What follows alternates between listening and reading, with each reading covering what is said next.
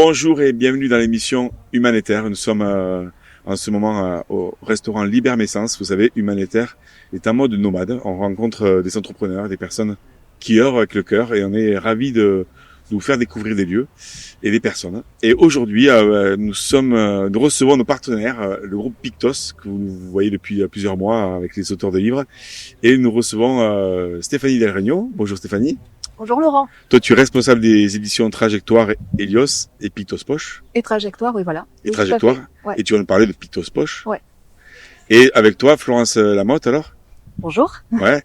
Et toi, tu es alors responsable d'édition en général, c'est ça ou Alors moi, pas responsable d'édition, moi je suis responsable de communication, de communication et marketing du groupe dans son ensemble, du groupe Pictos. Ben, merci d'être là, en tout cas, toutes les deux, de nous partager un peu les valeurs que moi j'ai pu découvrir, comme je disais, quand je viens vous découvrir là, il y a toujours une ambiance chaleureuse, authentique.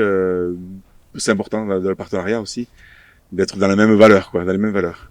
Ah, c'est précieux, oui. Ben, merci de le souligner, ça fait plaisir de savoir que tu es à l'aise avec nous. Ouais, on sent qu'il y a un engagement en fait. Peut-être qu'on va commencer par là, Stéphanie, je sais pas.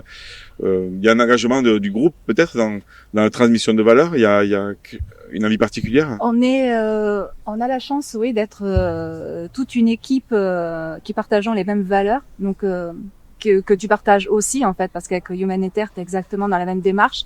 On est dans le relationnel, on est dans créer du lien et redonner du sens en fait à tout ce qu'on vit aujourd'hui.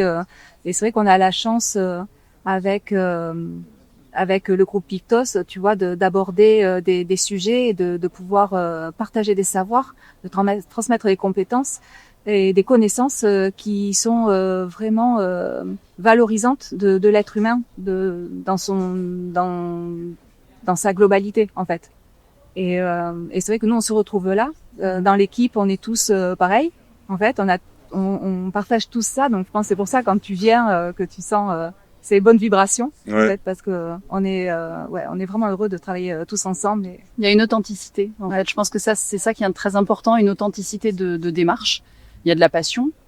Il y a cette envie de transmettre la passion, parce que du coup, avec l'envie, on fait beaucoup de choses, et je pense qu'on partage tous cette même envie, effectivement, de transmettre, de partager, de véhiculer des savoirs, d'échanger avec les autres, et puis de grandir comme ça progressivement au contact les uns des autres. Et ça, c'est important. Ça, c'est quelque chose qu'on avait envie de bâtir avec toi aussi. Et du coup, voilà, je pense que c'est cette démarche-là d'authenticité qui est très importante. Oui, qu'on ressent en fait, on sent justement qu'il y a pas de tension, qu'il y a que ça bosse. Par contre, on sent que ça bosse derrière. Ouais. Ouais, c'est pas voilà. Mais parce que on est tous passionnés. engagés. Investi, Voilà, engagés, investis, passionnés. Engagé, je dis investi, voilà, c'est ça. Mais c'est chouette. Et vous, quel est votre regard sur le marché du livre en général en ce moment dans ces domaines du développement personnel, la connaissance de soi, enfin de tout ce que vous faites, il n'y a pas que ça, mais dans tous vos domaines. Je suis pas sûre que ma réponse plaise. Flo, je te laisse répondre. Bah non, de toute façon, c'est bien de dire les choses aussi comme elles sont. Je pense qu'effectivement, tu fais bien de souligner que ça dépend un peu des domaines, parce que on a des lignes éditoriales qui sont quand même très diversifiées. Ouais. Donc entre une maison d'édition comme les éditions de Terran, qui est spécialisée nature et jardin, et effectivement une maison d'édition comme Trajectoire, qui est vraiment une maison d'édition ésotérique, on va pas avoir les mêmes ressentis marché, on va pas avoir parce qu'on n'a pas tout simplement les mêmes lecteurs, les mêmes cibles. Et effectivement, en termes de vente, ça se ressent aussi. Il n'y a pas les mêmes lectorats, donc il se passe pas la même chose forcément en librairie.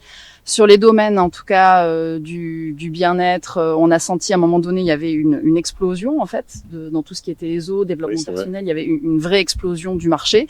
Aujourd'hui, disons que ça se normalise. On va pas dire que ça va mal, mais ça se normalise. Et du coup, nous, on le ressent aussi. Donc, on a besoin de réadapter, on a besoin de proposer d'autres choses, on a besoin d'être dans une offre qui vienne effectivement répondre à l'attente aussi du public qui va avoir envie qu'on lui propose d'autres choses que ce qu'il a vu en rayon beaucoup, puisqu'il y a aussi la concurrence qui à un moment donné est arrivée, qui a proposé des choses avec leur savoir-faire aussi, mais qui n'était peut-être pas le même que le nôtre. Nous qui étions experts dans ces domaines et qui étions sur le marché depuis longtemps, donc voilà, il faut réadapter, mais ça on sait le faire aussi.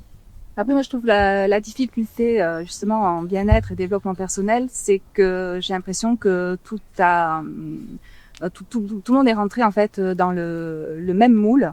on est arrivé aux limites de ce qu'on propose en fait. Donc, et je pense que maintenant, il faut prendre un peu plus de hauteur. Parce qu'on parle beaucoup de la montée en vibration de Gaïa. Donc je pense que ça en fait partie. Il faut vraiment qu'on prenne ça en compte et qu'on arrête d'être dans du purement débutant. Voilà. En fait. Oui, en fait, tu veux dire que l'énergie a changé. Oui. On peut plus rester au même niveau de développement personnel mental. En fait, il faut qu'on aille beaucoup plus loin dans l'acquisition de ce qui se passe, quoi. Oui, et puis en soi. En soi, c'est ça. Ouais, d'acquérir, ouais. Il faut vraiment nous monter soi en vibration. Et ce qui est en train de se faire, mais il y a des difficultés. Est-ce que tu sens aussi, vous sentez que c'est comme si on essayait de monter, qu'il y en a qui restent encore en bas ou Évidemment. voilà, qui non, on n'a pas envie de bouger nos croyances. Ben évidemment, on le sait, on le sent, mais après ça, en fait, on s'en fout. Oui, chacun a son rythme. Et... Voilà, chacun a son chemin à poursuivre, chacun a sa vie. Déjà que nous, on s'occupe de la nôtre, c'est déjà énorme. Mais après, nous, avec nos livres, on répond aux personnes qui veulent aller plus loin et qui sont prêtes. Oui, super. Et donc, du coup, là, vous avez justement sorti un format poche. Est-ce qu'il y a un intérêt spécial à ce format-là, en fait, qu'on peut voir à l'écran, là? En fait, on voulait conquérir aussi un nouveau public. Là, on a lancé la marque au mois de janvier. On a sorti 17 titres. Là, au mois de juin, il y en a 12. C'était la semaine dernière, la mise en rayon. 12 de plus. On a 4 départements pour l'instant. On s'interdit pas d'en ouvrir d'autres pour la suite. Mais on a cherché, en fait, à donner aux livres qui marchaient chez nous, en grand format, une autre voie possible avec un autre lectorat. Le format poche, c'est facile parce que c'est petit, ça prend pas de place et c'est beaucoup moins cher qu'un grand format. Donc c'est beaucoup plus accessible et on est resté quand même sur des titres précurseurs chez nous et puis des must-have quoi. Enfin, c'est vraiment des ouvrages de base quoi. Ouais, pour commencer. Parce que l'idée, c'est effectivement plus tard peut-être d'ailleurs déjà, de pouvoir proposer en fait des titres qui soient vraiment inédits. L'idée, c'était, comme le dit Stéphanie, de partir sur quelque part des valeurs sûres, des livres qui avaient fait leurs preuves, et ensuite de venir compléter l'offre de la maison d'édition, parce que j'insiste sur le fait que c'est une maison d'édition, c'est pas juste une collection ou une gamme. Venir proposer en fait des titres en plus qui viennent nourrir en fait le catalogue et proposer une offre nouvelle, diversifiée au public en fait. D'ailleurs, celui que tu as dans les mains, c'est notre première nouveauté. L'initiation ludique à la numérologie. Donc en fait, voilà, donc il a 7,40 €. C'est vrai que ça reste des prix accessibles. Et je pense que ça peut justement donner envie de retrouver la matière, parce c'est vrai qu'aujourd'hui on est tout dématérialisé, mais avec le tarif et tout ça, ça nous permet d'avoir la matière pour écrire dessus. Enfin... Ben exactement. Tu peux le corner les pages, tu peux prendre ton crayon à papier et souligner ce qui te convient. Et attention, un sacrilège. Les puristes vont dire non, n'écris pas sur les livres. Une fois que tu as fait ton livre, après il appartient au lecteur. Donc, moi j'aime bien aussi des fois écrire dessus. Oui, c'est comme si ça note un truc, mais après c'est vrai que tu peux moins le passer, mais bon. Donc le premier c'est celui-là, l'initiation ludique à la numérologie. Donc là il y a plein de méthodes, d'exercices, de jeux. Ouais. Ensuite on a l'homéopathie pratique. Donc celui-là il est costaud aussi quand même. Parce que c'est le Binet en fait. C'est Docteur Binet, homéopathie pratique. C'est un ouvrage qui a 40 ans. En fait, c'est un livre qui a 40 ans, c'est un ouvrage référence, donc il était hors de question, lui, de pas lui donner sa chance aussi en petit format. Et là, tu vois, donc là, on est dans la collection santé. Voilà, c'est la collection, donc c'est Pictos Poche, en fait, je vous rappelle. Voilà. François Bonal, que je connais bien. Tu connais. D'ailleurs, on avait fait une interview pour parler de ce livre, La connexion à son âme. Voilà, un guide pratique aussi pour mieux comprendre comment fonctionne sa vision de l'âme, comment ça fonctionne, comment s'y connecter. Voilà. Alors, sachant que cette version poche, François l'a mise à jour. Oui. Par rapport au grand format. Il a rajouté des infos, des poèmes aussi, enfin des poèmes, en tout cas, des textes qui lui sont venus comme ça. Ouais. Ils sont très inspirants. Ouais. Et après, on a la communication avec l'au-delà. Donc ça, c'est voilà, c'est comment on peut développer notre médiumnité. Oui, Sabrina Depraz. Donc là, oui, on est en spiri et oui, enfin c'est ce qu'on a remarqué en fait grâce à cette nouvelle gamme en fait en poche, c'est qu'il y avait une recrudescence vraiment d'intérêt pour les eaux, la spiritualité. Ouais. Donc là, parmi les 4 départements qu'on qu'on a ouvert, on voit bien que les top ventes, en fait, c'est de l'ESO et de l'aspirine. D'accord, tout ce qui Donc, va être voilà, connexion un peu avec autre chose que avec l'invisible presque. C'est ça, on est complètement là-dedans. Donc c'est aussi ce qui me donne confiance en l'avenir. Voilà, tu vois, ça rejoint ce qu'on disait tout à l'heure, et il y a des personnes qui sont prêtes, et de plus en plus. Oui, moi je pense que l'invisible va faire partie de la vie de plus en plus, c'est qu'on va devoir enfin, il n'y aura pas le choix que d'apprendre à vivre avec parce que c'est présent. Et depuis la nuit des temps, en fait. Sauf que là, on ouvre les yeux, on se dit, ah, mais il y a des lutins, là. Non, mais en tout cas, il y a quelque chose d'autre que le visible. Et c'est bien d'ouvrir à ça, ouais. Et le dernier, oui, Florence, tu veux dire? Non. Donc là, on est en psycho. C'est le dernier. Voilà, on fait de la Les mots de psycho. l'âme, les mots du corps, voilà, de Lucien Essic. Oui. Et donc, ouais, celui-là, vous voulais dire un truc par rapport à celui-là? Vas-y. Non, je voulais pas réagir particulièrement par rapport à celui-là. Je voulais juste effectivement juste revenir sur les 4 en fait départements, parce que du coup ça me semblait bien peut-être d'en dire un petit mot, dire effectivement qu'il y avait une partie en fait vraiment consacrée à tout ce qui était psychologie, effectivement santé, une partie développement personnel, la spiritualité et la sagesse.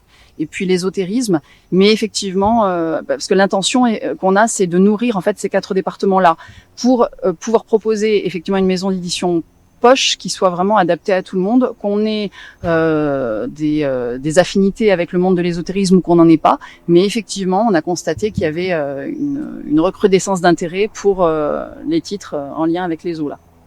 Bah tant mieux si ça s'ouvre. En tout cas, c'est chouette de pouvoir l'ouvrir aussi au grand public, de voir que ces thématiques-là plaisent et qu'il y a de l'intérêt en fait. Donc, continuons comme ça ensemble. Comment commander les livres en fait? On mettra l'adresse en dessous. Ça peut être en librairie indépendante, c'est ça? Partout, en fait partout. Et puis on a notre site, on a un site internet aussi où on peut commander en direct, mais après partout, Fnac, les Cultura, les libraires indépendants, Amazon, enfin partout. Ce qu'on peut souligner, enfin parce que ça me semble toujours important de le dire, c'est que parfois on s'attend à ce que les livres soient immédiatement visibles partout où on se rend, surtout quand on a nos habitudes, quand on fréquente certains magasins. Dans la réalité de la diffusion, on peut pas trouver, par rapport à l'offre, l'importance de l'offre, on ne peut pas trouver l'ensemble des livres en pile. Donc, par contre, il y a la possibilité de commander un livre, c'est-à-dire si vous allez chez votre libraire et que vous souhaitez absolument vous procurer ce livre-là et qu'il n'y est pas, très rapidement, le libraire peut le commander. Et donc là, les livres peuvent effectivement être très rapidement disponibles dans toutes les librairies de France, sur commande si on les trouve pas en rayon.